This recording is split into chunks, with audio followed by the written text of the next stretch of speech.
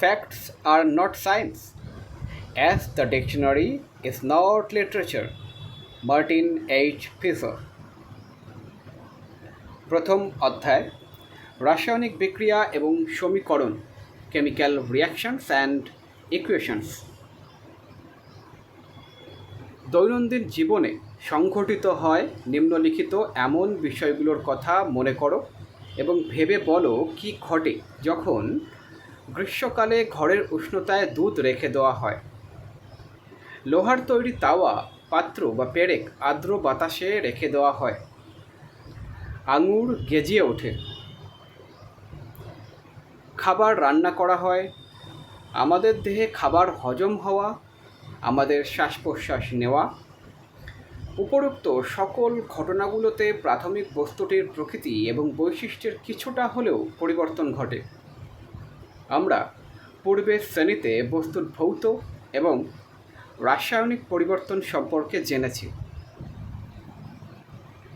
যখন কোনো রাসায়নিক পরিবর্তন ঘটে তখন আমরা বলতে পারি যে রাসায়নিক বিক্রিয়া সংঘটিত হয়েছে।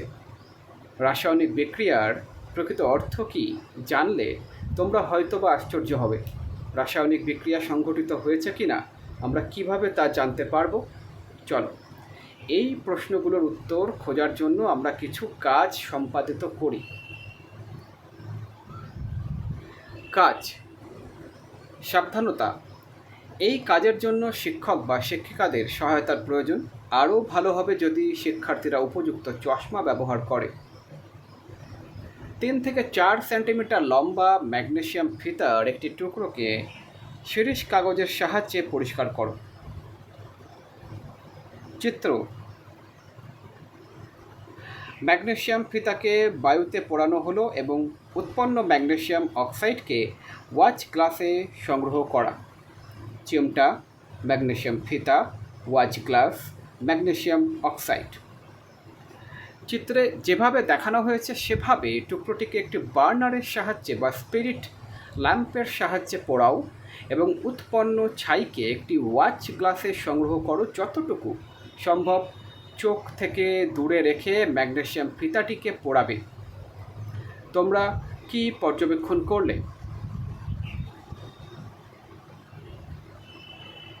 তোমরা অবশ্যই লক্ষ্য করেছো যে ম্যাগনেসিয়াম ফিতার টুকরোটি চকচকে সাদা শিখাসহ জ্বলছে এবং সাদা গুঁড়োতে পরিণত হয়েছে। এই গুঁড়োগুলো ম্যাগনেসিয়াম অক্সাইডের গুঁড়ো। বায়ুর উপস্থিতিতে ম্যাগনেসিয়াম এবং অক্সিজেনের রাসায়নিক বিক্রিয়ার ফলে এটি তৈরি হয়েছে।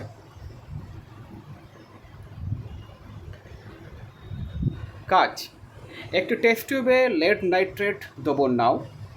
এতে পটাশিয়াম আয়োডাইড দ্রবণ যোগ করো। তোমরা কি পর্যবেক্ষণ করলে?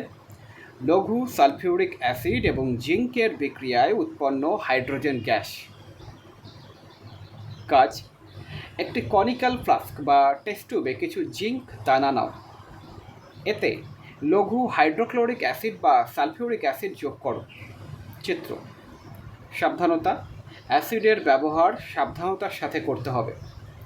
জিঙ্ক দানার চারপাশে কিছু একটা সংঘটিত হচ্ছে, তেমন কিছু কি তোমরা দেখতে পেলে? কনিক্যাল ফ্লাস্ক বা টেস্ট টিউবটিকে স্পর্শ করো। উষ্ণতার কোনো পরিবর্তন হয়েছে কি?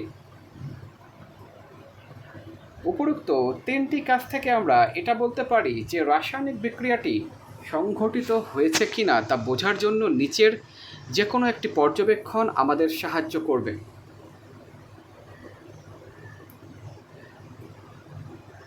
চিত্র 1.2, লঘু সালফিউরিক অ্যাসিড এবং জিঙ্কের বিক্রিয়ায় উৎপন্ন হাইড্রোজেন গ্যাস। কর্ক বা ছিপি, কাঁচ নল, হাইড্রোজেন গ্যাস, কনিক্যাল ফ্লাস্ক, লঘু সালফিউরিক অ্যাসিড, জিঙ্ক দানা।